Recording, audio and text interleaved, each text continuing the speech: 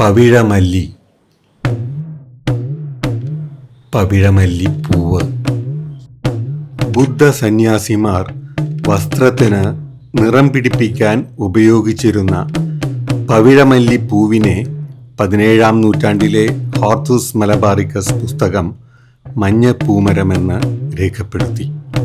ഷൊർണൂരിനടുത്ത് ചെറുതുരുത്തിയിൽ 28 acre ഭൂമിയിൽ കേരളത്തിലെ തനത് സസ്യങ്ങൾ നിറഞ്ഞ ഹോർത്തൂസ് മലബാറിക്കസ് ബോട്ടാണിക്കൽ ഗാർഡനിൽ രാത്രികളിൽ പവിഴമല്ലി പൂത്ത വാസന.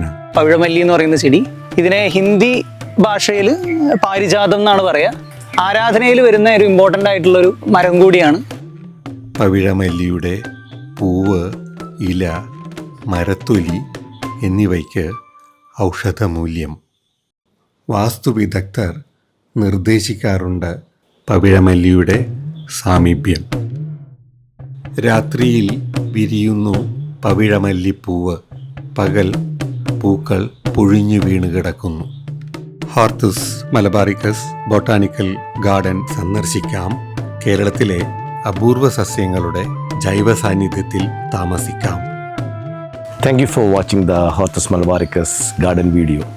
Let's meet again next week with more stories.